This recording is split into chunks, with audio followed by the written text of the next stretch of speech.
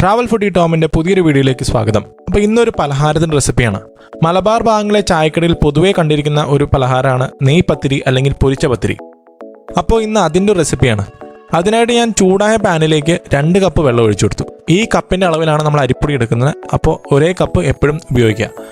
അതിനുശേഷം അതിലേക്ക് ആവശ്യത്തിന് ഉപ്പും കൂടി ഇട്ട് നന്നായിട്ട് തിളപ്പിച്ചെടുത്തു. തിളപ്പിക്കാൻ വയ്ക്കുന്ന സമയത്ത് നമ്മളൊരു മിക്സി ജാറിലേക്ക് ഒരു പിടി തേങ്ങ എന്ന് പറയുന്നത് 1/2 കപ്പ് തേങ്ങയാണ്. അതിലേക്ക് 3 ചെറിയ ഉള്ളിയും ഒരു 1/2 ടേബിൾ സ്പൂൺ ചെറിയ ജീരകം കൂടി ഇട്ട് നന്നായിട്ട് മിക്സിയിലൊന്ന് ചതച്ചെടുത്തു. ഇതുപോലെ അപ്പോഴത്തേക്കും നമ്മുടെ വെള്ളം നന്നായിട്ട് തിളച്ചിട്ടുണ്ടാവും. അതിലേക്ക് നമ്മൾ ഇനി പൊടി ചേർക്കണം. നമ്മൾ ഇടിയപ്പത്തിൻ്റെ പൊടിയാണ് എടുത്തിരിക്കുന്നത്. അത് വറുത്ത പൊടി തന്നെയാണ്. ഇനി ഫ്ലെയിം സിമ്മിലേക്ക് മാറ്റാം. എന്നിട്ട് ഈ അരിപ്പൊടി അതിലേക്ക് ഇട്ട് കൊടുക്കാം. 1.5 കപ്പ് അരിപ്പൊടിയാണ് നമ്മൾ എടുത്തിരിക്കുന്നത്.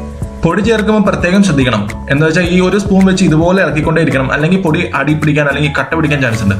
അപ്പോൾ പതുക്കെ സ്റ്റൗ സിമ്മിലാക്കിയതുകൊണ്ട് തന്നെ പതുക്കെ ഇതുപോലെ എല്ലാം മിക്സ് ആക്കി എടുക്കണം. ഇനി ചൂടോടുകൂടെ തന്നെ ഒരു ട്രേയിലേക്ക് മാറ്റണം. എന്തിനാന്ന് വെച്ചാൽ നമുക്ക് നന്നായിട്ടൊന്ന് മിക്സ് ആക്കി എടുക്കാൻ വേണ്ടിയാണ്.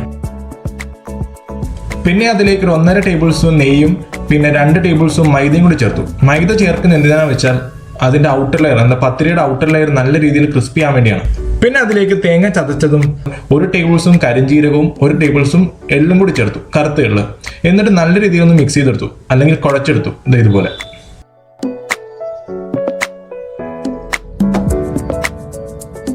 നന്നായിട്ടൊന്ന് കുഴച്ചെടുത്ത ശേഷം ഞാൻ അതിനെ 2 പോർഷനായിട്ട് ഡിവൈഡ് ചെയ്തു. ആദ്യത്തെ പോർഷനാണ് നമ്മൾ ഇനി പരത്താൻ പോണത്. ഇനി അതിനെ നന്നായിട്ടൊന്ന് പരത്തിയെടുക്കണം. പക്ഷേ കട്ടി എപ്പോഴും ശ്രദ്ധിക്കണം. നല്ല തിക്നെസ് വേണം പരത്താൻ. ഇനി ഇതുപോലത്തെ ഒരു പാത്രം എടുക്കുക. അതിൻ്റെ ഉള്ളിൽ കുറച്ച് നെയ്യൊക്കെ തേച്ച് വെക്കുക. അപ്പോൾ ഈ പാത്രം വെച്ചാണ് നമ്മൾ ഈ പത്തിരിയുടെ സൈസിൽ കട്ട് ചെയ്യണം. അപ്പോൾ ഇത് എല്ലാ വീട്ടിലും ഉണ്ടാവും. നമ്മൾ പണ്ടൊക്കെ സ്കൂളിൽ ഈ കറിയൊക്കെ കൊണ്ടുപോകുന്ന ഒരു പാത്രമാണ്. ഇനി ആ പാത്രം വെച്ച് ഇതുപോലെ ഒന്ന് പ്രസ് ചെയ്ത് കഴിഞ്ഞാൽ നമുക്ക് പത്തിരിയുടെ ഷേപ്പിൽ കട്ട് ചെയ്ത് കിട്ടും. മാവ് പരത്തുമ്പോൾ എപ്പോഴും ശ്രദ്ധിക്കണം. കുറച്ച് മൈദപ്പൊടി ഇങ്ങനെ വിതറി കൊടുത്തു കഴിഞ്ഞാൽ നമ്മൾ മാവ് ഈ പത്തിരി കട്ട് ചെയ്തെടുക്കുമ്പോൾ പെട്ടെന്ന് വിട്ടുവരും. പത്തിരി കട്ട് ചെയ്ത് നമ്മൾ എടുക്കുന്ന സമയത്ത് ഇതുപോലെ സൈഡ് ഒന്ന് ടാപ്പ് ചെയ്ത് കൊടുത്തു കഴിഞ്ഞാൽ അതിൻ്റെ ഔട്ടർ ലെയറിൽ ഒരുപോലെ ഒരേ ലെവലിൽ നിൽക്കും. അത് എപ്പോഴും ചെയ്യാൻ ശ്രദ്ധിക്കണം.